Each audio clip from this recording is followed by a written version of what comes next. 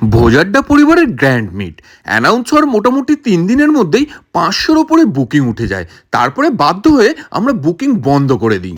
22শে December grand মিটের দিনে পশ্চিমবঙ্গের বিভিন্ন প্রান্ত থেকে প্রচুর মানুষজন এসে উপস্থিত হয়। সকলে মিলে খাওয়া দাওয়া, গান, আড্ডা সবকিছু নিয়ে একটা দিন কাটে একেবারে হই হই করে। আর এখানে সারাদিন জুড়ে আমরা কি খাওয়া দাওয়া করলাম আর কি করলাম সেই এক্সপেরিয়েন্স নিয়েই আজকের ভিডিওটা। আর এই ভিডিওটা যারা যারা দেখছেন তার মধ্যে আর কে কে নেক্সট আমাদের মিটে আসতে চান সেটা জানাবেন আমাকে কমেন্ট বক্সে। আর খাওয়া দাওয়ার মধ্যে চিকেন, মাটন, চিংড়ি ছিল কিন্তু প্রচুর রকমের আইটেম। ব্রেকফাস্ট, স্ন্যাক্স, লাঞ্চ, সারাদিন জুড়ে খাওয়া দাওয়া আর আড্ডা এই করেই কাটলো। আগের দিন রাত্রিরেই আমি পৌঁছে গিয়েছিলাম আমাদের ভেন্যু বেলগাছিয়া বড়কুঠি রাজবাড়িতে। আর রাত্রি থেকে কিন্তু শুরু হয়ে গেছিল সমস্ত রান্নাবান্না, কাটাকুটার কাজকর্ম। সকালবেলাও মোটামুটি 6টার মধ্যে আমি পৌঁছে গেছি এই ভেন্যুতে। আর ভেন্যুটা দেখছেন কি সুন্দর। এই ভেন্যুটা কিন্তু বড়কুঠি রাজবাড়ি, যেটা আপনারা আপনাদের যে কোনো অনুষ্ঠানের জন্য বুক করতে পারেন। কন্ট্যাক্ট নাম্বার আমি ডেসক্রিপশনে দিয়ে দিলাম। আর মোটামুটি 9টার আশপাশ থেকেই মানুষজনের ভিড় শুরু হয়ে গিয়েছিল। এ তো মানুষ নয়, যেন জনসমুদ্র বলা চলে। 500-র ওপরে মানুষ এই ভেন্যুতে। একদিকে রান্নাবান্না চলছে আর একদিকে খাওয়া দাওয়া চলছে একেবারে পেট পুড়ে। সকাল থেকেই কচুরি ভাজা শুরু হয়ে গেছিল গরম গরম ডুবো তেলে। ব্রেকফাস্টে আমাদের মেনুতে ছিল কচুরি, ছোলার ডাল, ভাজা মশলার আলুর দম, তার সঙ্গে নলেন গুড়ের রসগোল্লা এবং জয়নগরের মোয়া। গরম গরম কচুরি ভেজে আসছে আর একেবারে ধা ধা করে ফাঁকা হয়ে যাচ্ছে। আর তার সঙ্গে লাল লাল করে ভাজা মশলার আলুর দম। সকালটা কিন্তু একেবারে জমেই যাবে। আর এখানে আমাদের মোয়া স্পন্সর করেছিলেন জয়নগরের বিখ্যাত খোকনের মোয়া।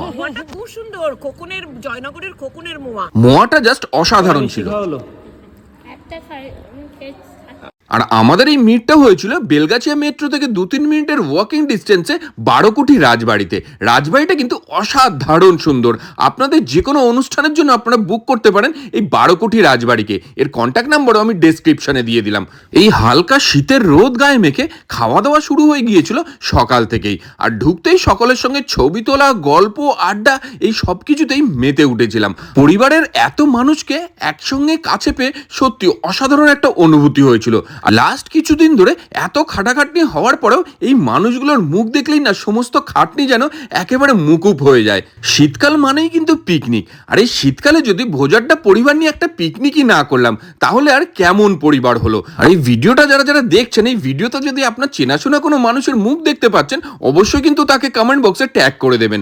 আর আমাদের এই মিটে চা, কফি এবং চিকেন পপকর্ন দিয়ে আমাদের সঙ্গে ছিল চা কাহন। এই শীতের সকালে একটু ব্রেকফাস্ট করার পরে গরম গরম চা কফি না খেলে যেন সকালটা একেবারে অসম্পূর্ণই রয়ে যায়। তার ফলে প্রচুর মানুষ কিন্তু লাইন দিয়েছিলেন এই চা কফির কাউন্টারে। আর একের পর এক কিচেনে চা কফি তৈরি হচ্ছে ডেচকি ডেচকি, আর সামনে কাউন্টার থেকে সেগুলোকে সার্ভ করা হচ্ছিল।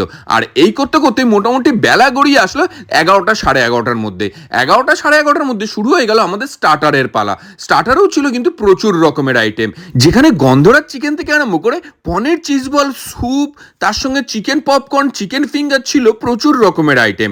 আর আমাদের এই সমস্ত সুস্বাদু খাবারের দায়িত্বে ছিল ফ্যান্সি ফিয়েস্তা ক্যাটারার। ভোজাড্ডা পরিবারের মেম্বাররা ফ্যান্সি ফিয়েস্তা ক্যাটারার বুক করলে পেয়ে যাবেন 10,000 টাকা পর্যন্ত অফ। আর বাকি এদিনের এক্সপিরিয়েন্স দেখাবো আপনাদের নেক্সট ভিডিওতে।